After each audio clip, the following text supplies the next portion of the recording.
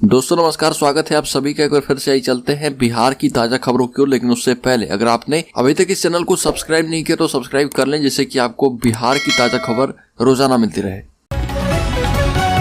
पहली बड़ी खबर, स्मार्ट मीटर नहीं लगवाने पर कटेगा बिजली कनेक्शन। घरों में स्मार्ट मीटर लगवाने से मना करने पर बिजली उपभोक्ताओं को महंगा पड़ सकता है। तिलका मांझी विद्युत सब डिवीजन ने निर्णय किया है कि जो घरों में मीटर लगाने से मना करेगा उसके घरों की बिजली कनेक्शन काट दी जाएगी। और हवाई अड्डा के पास विक्रमशिला कॉलोनी के घरों में स्मार्ट मीटर लगाया जा रहा। सहायक अभियंता पन्ना मिश्रा ने बताया कि स्मार्ट मीटर लगवाने के लिए उपभोक्ताओं को 24 घंटे की मोहलत दी जाएगी और इसके बाद भी नहीं लगाने पर उनको नोटिस दिया जाएगा और इसके बाद 24 घंटे की मोहलत देने के बाद उनकी बिजली काट दी जाएगी। भोजपुर में जेडीयू के संसदीय बोर्ड के अध्यक्ष उपेंद्र कुशवाहा पर हमला हो गया और उनके काफिले पर पत्थर फेंके गए। हालांकि कुशवाहा को चोट नहीं आई। उपेंद्र कुशवाहा बक्सर से लौट रहे थे तभी भोजपुर के जगदीशपुर थाने के नयका टोला के पास कुछ लोगों ने काले झंडे दिखाए, काफिले पर पथराव कर दिया। सुरक्षा कर्मियों ने वाहनों से उतरकर लोगों को खदेड़ दिया और उपेंद्र को वहां से रवाना किया गया। इस दौरान विरोध करने वाले प्रोटेस्टर्स और कुशवाहा के समर्थकों के बीच मारपीट हो गई। जमकर लाठी डंडे चले, इसमें 2 लोगों के सिर फट गए और पुलिस मौके पर पहुंचकर मामला को शांत कराया। आरजेडी के वरिष्ठ नेता उदय नारायण चौधरी के द्वारा बिहार की नीतीश सरकार को लंगड़ी सरकार कहे जाने के मामले पर कैमूर पहुंचे बिहार सरकार के अल्पसंख्यक कल्याण मंत्री मोहम्मद जमां खान ने प्रतिक्रिया देते हुए कहा कि जुबान फिसल गई होगी, कहना कुछ और चाहते होंगे और कुछ और निकल गया होगा। हम महागठबंधन परिवार सभी एकजुट है। कैमूर पहुंचे मंत्री जमां खान ने कहा कि परिवार में सदस्यों की संख्या ज्यादा रहती है तो कोई भी कुछ भी बोल देता है, लेकिन इसमें कोई खटपट नहीं है।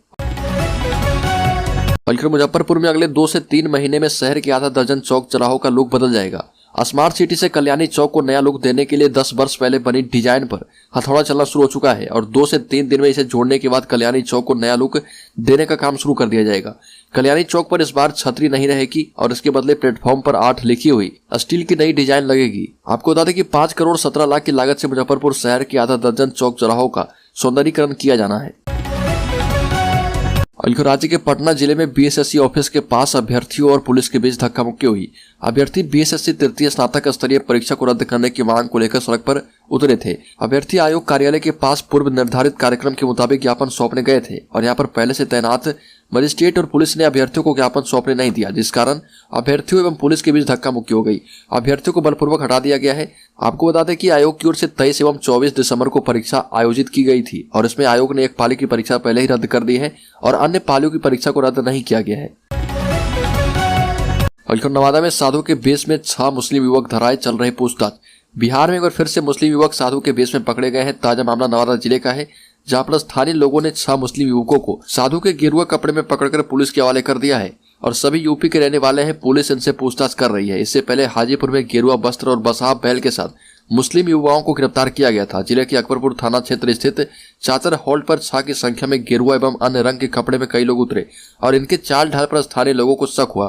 पता चला कि सभी मुस्लिम समुदाय के थे। स्थानीय ग्रामीणों ने साधु होने के आरोप में उन्हें बंधक बना लिया। हालांकि पुलिस उनकी सही पहचान कर रही है। स्थानीय लोगों ने उनके खिलाफ कड़ी कानूनी कार्रवाई करने की मांग की। बिहार के वित्त मंत्री विजय कुमार चौधरी ने कहा कि दरभंगा में भाजपा कार्यकारिणी की बैठक में पारित प्रस्ताव सिर्फ उनकी हताशा एवं बेचैनी का परिचायक है। मुख्यमंत्री की समाधान यात्रा की सफलता एवं इसमें समाज के हर वर्ग के लोगों के उत्साहवर्धक भागीदारी से भाजपा परेशान है। और ये भी कहा कि विधायकों की कम संख्या रहने पर भी मुख्यमंत्री बनाने की बात तो सिर्फ नीतीश कुमार के चेहरे एवं कार्यशैली की विश्वसनीयता का प्रमाण है और भाजपा खुद ही किसी अपने पर भरोसा नहीं कर पाती है तो दूसरे का क्या दोष है। राजद के वरिष्ठ नेता उदय नारायण चौधरी की टिप्पणी, राज्य में अभी लंगड़ी सरकार है, इससे जदयू आहत है। जदयू के नेता एवं भवन निर्माण मंत्री अशोक चौधरी ने कहा कि इस तरह की टिप्पणी से संदेश जाता है कि उदय नारायण चौधरी भाजपा के हाथ की कठपुतली हैं। आरजेडी के नेता ओछी बयानबाजी कर रहे, ये भी कहा कि उदय नारायण चौधरी शायद यह भूल गए कि मुख्यमंत्री नीतीश कुमार ने उन्हें 2 बार विधानसभा अध्यक्ष बनाया। उन्हें यह ख्याल भी नहीं आया कि वह किस व्यक्ति के खिलाफ बोल रहे। राजद की राष्ट्रीय कार्यकारिणी में यह निर्णय लिया गया था कि महागठबंधन एवं सरकार पर केवल उप मुख्यमंत्री तेजस्वी यादव ही बयान देंगे। अपनी पार्टी के निर्णय को उदय नारायण चौधरी ने ताक पर रख दिया है। बिहार में रहते हुए नहीं चला पाएंगे दूसरे राज्यों के नंबर वाले वाहन, पकड़े गए तो कटेगा मोटा चालान। प्रदेश में अब दूसरे राज्यों के रजिस्ट्रेशन वाले नंबर की गाड़ियां नहीं चलेगी। प्रदेश सरकार ऐसे वाहनों पर प्रतिबंध लगाने जा रही है। फिलहाल 1 महीने का समय दिया गया है। अगर 1 महीने के बाद भी इस तरह के वाहन चलते हुए पकड़े जाते हैं तो उनके मालिकों को 5,000 रुपये का चालान भरना पड़ेगा। दूसरे राज्यों के नंबर वाली गाड़ियों को रोकने के लिए हर शनिवार और रविवार को विशेष जांच अभियान चलाया जाएगा। सरकार का मानना है कि ऐसे वाहनों के चलने से प्रदेश को राजस्व का नुकसान होता है। बल्कि राजधानी पटना के लोगों को अब गंगा में नौका विहार का मौका बहुत जल्द मिलने वाला है। Double decker MV Kautilya Bihar cruise Ganga नदी में सैर कराने के लिए पूरी तरह से तैयार है और उप मुख्यमंत्री एवं पर्यटन विभाग के मंत्री तेजस्वी यादव 3 फरवरी को इसका उद्घाटन करेंगे। क्रूज जो है 3 फरवरी को गांधी घाट से लोगों के गंगा विहार कराने के लिए पहली बार रवाना होगा। प्रति वयस्क प्रति घंटा 300 रुपये शुल्क लगेगा और सुबह 11 बजे से लेकर रात 10 बजे तक इसका परिचालन किया जाएगा। साथ ही सुबह में गंगा नदी में सैर करने वाले पर्यटकों को स्पेशल छूट दी जाएगी। ये double decker cruise Gandhi Ghat से पटना सिटी और दीघा घाट तक परिचालन किया जाएगा। बल्कि जेडीयू के संसदीय बोर्ड के अध्यक्ष उपेंद्र कुशवाहा के काफिले पर हमला करने वाला कौन था, इसको लेकर अब भोजपुर जिला प्रशासन ने आधिकारिक बयान जारी कर दिया है। अब तक ये कहा जा रहा था कि काफिले पर भाजपा के लोगों ने हमला किया, लेकिन प्रशासन की तरफ से जो बयान सामने आया है उसमें स्पष्ट किया गया कि कुशवाहा के काफिले पर हमला करने वाले लोग भाजपा के नहीं बल्कि जदयू के कार्यकर्ता थे। इस मामले में जगदीशपुर के एसडीएम और अनुमंडल के पुलिस अधिकारी का एक लेटर सामने आया है जिसमें बताया गया कि उपेंद्र कुशवाहा बक्सर से सीधे पटना ना जाकर जगदीशपुर के नयका टोला पहुंचे और जहां पर उनके समर्थकों एवं स्थानीय जदयू के समर्थकों के बीच झड़प हुई। और अब जो कि जिला प्रशासन की तरफ से स्पष्ट कर दिया गया है कि उपेंद्र कुशवाहा के काफिले पर हमला जदयू के लोगों ने किया था। ऐसे में जाहिर हो गया कि इस हमले की बड़ी वजह पिछले दिनों कुशवाहा के द्वारा नीतीश कुमार और पार्टी के दूसरे नेताओं के खिलाफ दिए गए बयान को माना जा रहा। बिहार के आरा जिले में अपराधियों ने बेखौफ होकर हत्या की घटनाओं को अंजाम दिया। डबल मर्डर से सनसनी फैल गई। आरा में प्रोफेसर रहे महेंद्र सिंह एवं उनकी पत्नी पुष्पा की धारदार हथियार से हत्या कर दी गई। ऐसा अनुमान लगाया जा रहा कि दोनों को पहले बेरहमी से पीटा गया और उसके बाद हत्या कर दी गई। घटना नवादा थाना क्षेत्र के कतिरा मोहल्ले की है, जहां पर वीर कुंवर सिंह विश्वविद्यालय में राजनीति शास्त्र के पूर्व एचओडी की हत्या कर दी गई। मृतक महेंद्र सिंह डीन भी रह चुके थे और कुछ साल पहले रिटायर हो गए थे। राज्य के मुख्यमंत्री नीतीश कुमार ने राष्ट्रपिता को दी श्रद्धांजलि, कहा कि बापू मुस्लिमों की रक्षा करते थे और इसलिए उनकी हत्या कर दी गई। नीतीश कुमार ने कहा कि बापू को कोई भुला नहीं सकता और उनके द्वारा किए गए कार्य को बिहार में नई पीढ़ी तक पहुंचाया जा रहा। मुख्यमंत्री ने कहा कि बापू की एक एक बात को नई टेक्नोलॉजी के माध्यम से नई पीढ़ी तक पहुंचा देना है।